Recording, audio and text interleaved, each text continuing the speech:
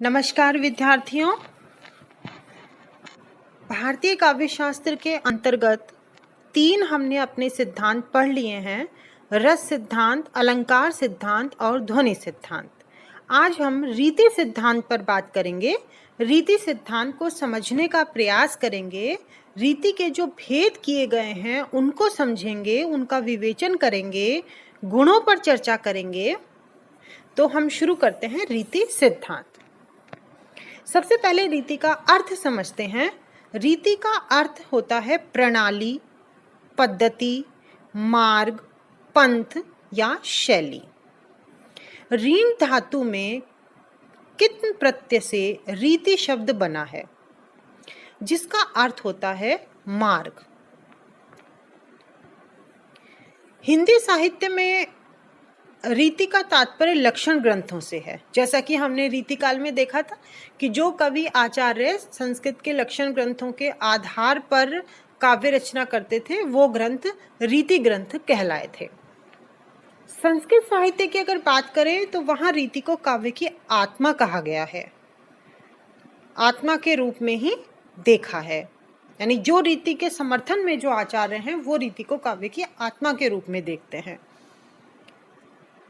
काव्य शास्त्र में रीति का संबंध पद रचना से है, जो समास पर निर्भर करती है। रीति शब्द का प्रयोग वैसे तो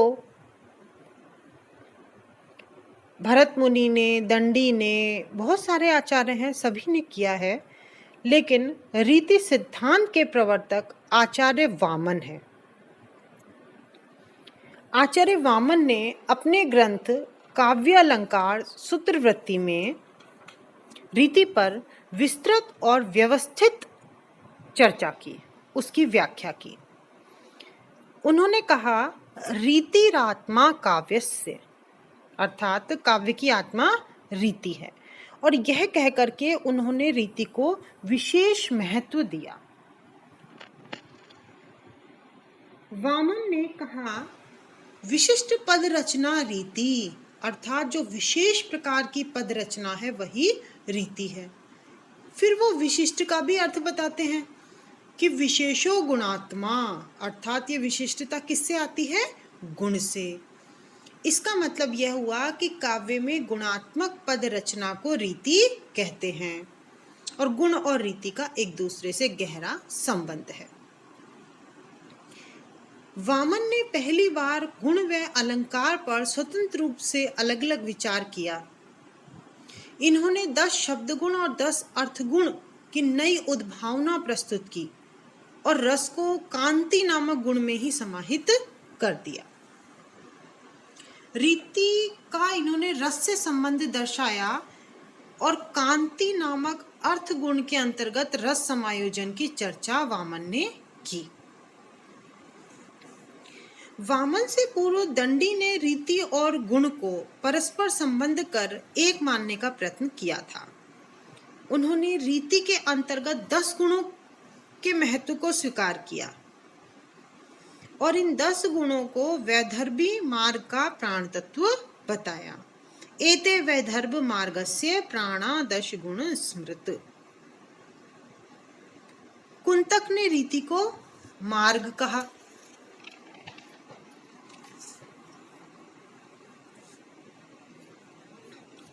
आचार्य वामन ने अलंकार सूत्रवृत्ति में बताया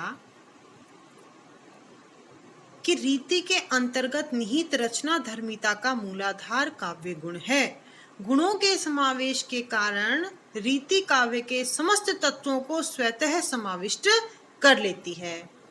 काव्य शोभायो कर्तारो धर्मा गुणा, ये वो कहते हैं। भरत मुनि ने रीति शब्द को प्रवृत्ति या वृत्ति के अर्थ में ग्रहण किया। वृत्ति का सर्वप्रथम वर्णन नाट्य शास्त्र में मिलता है।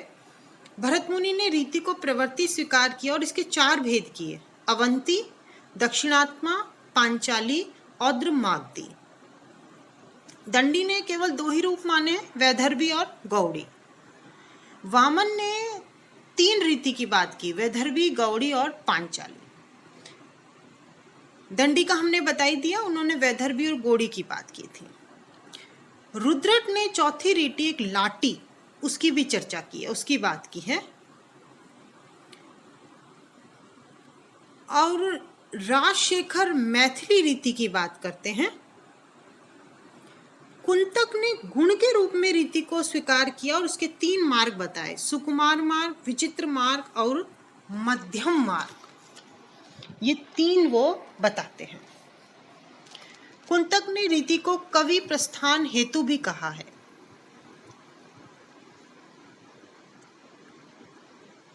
मम्मट ने मधुरा, परुषा और कोमला 3 वृत्तियां मानी।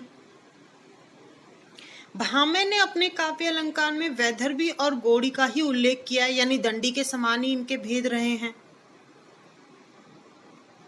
लेकिन ये ध्यान रहे कि इन्होंने इनका उल्लेख रीति के अर्थ में ना करके काव्य भेद के अंतर्गत किया है, भामे ने जो स्वीकारा है। विश्वनाथ ने रीतियों की संख्या 4 मानी है, वैदर्भी, गौड़ी, पांचाली और लाटी। भोज ने रीतियों की संख्या 6 मानी है, 2 नई रीतियों की ओर उद्भावना कर दी, अवंतिका और मागधी। आनंदवर्धन ने रीति को संघटना की संज्ञा दी। अब अगर हम गुणों की बात करें, क्योंकि वामन ने गुणों की सत्ता को अलंकारों से स्वतंत्र करते हुए गुण को काव्य का नित्य धर्म और अंतरंग तत्व स्वीकार किया है, तो गुण सबने अलग अलग माने हैं। भरत मुनि 10 गुणों की बात करते हैं, तो दंडी भी 10 की बात करते हैं। वामन ने 20 गुण माने हैं, 10 शब्द और 10 अर्थगत। भोजराज 24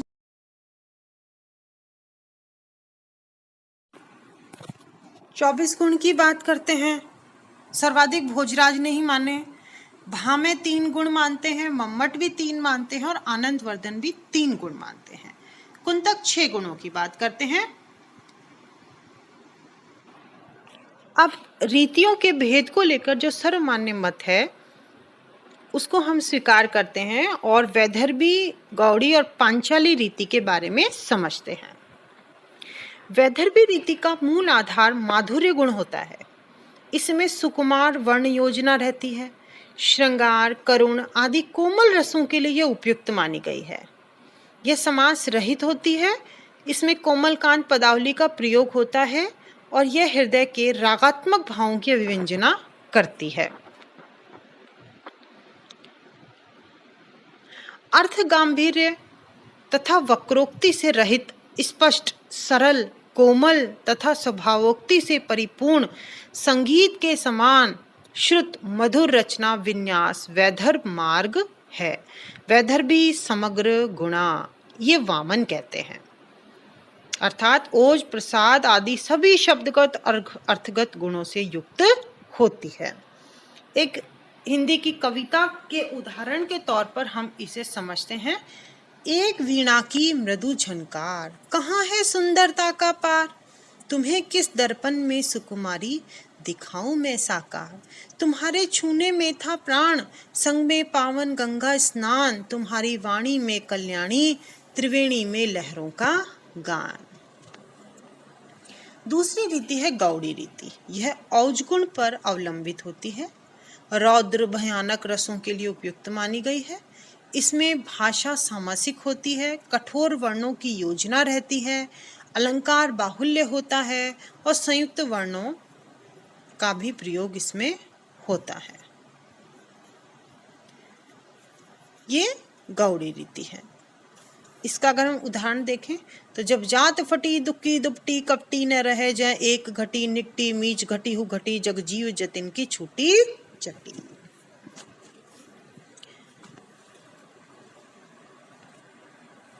इसमें वामन ने कहा माधुर्य सुकुमार्यो भावात समास बहुला। पांचाली रीति की बात करते हैं। माधुर्य व सुकुमार वर्णों की योजना होती है। छोटे छोटे से जो है इसमें समास वाली भाषा रहती है। शांत, वात्सल्य आदि रसों के अंदर यह होती है। कोमल रागात्मक भावों की व्यंजना होती है और मध्यम स्तर की मानी गई है। पांचाली के लिए माधुर्य सुकुमारोपन्ना पांचाली। माधुर्य और सुकुमार गुण सन्निहित होता है इसमें। और द्वित वर्ण, महाप्राण वर्ण, संयुक्ताक्षर, टठ डढ़ इन सब का अभाव होता है। उदाहरण, नारी तुम केवल श्रद्धा हो, विश्वास रजत नग पग तल में, पीयूष स्रोत सी बहा करो, जीवन के सुंदर समतल में। इस प्रकार वामन के गुणों का रीतियों से अन्योश्रित संबंध दिखलाया है और स्पष्ट किया है कि गुण रीति ये सभी अनिवार्य धर्म हैं। रीति काव्य की आत्मा है। काव्य गुणों से संपन्न पद योजना विशिष्ट कहलाती है और यही विशिष्ट पद रचना ही रीति है। इस प्रकार आज हमने रीतियों के भेद के बारे में पढ़ा। अब हम रीति को अपने अगली अध्याय में और अच्छे से समझने का प्रयास करेंगे। धन्यवाद।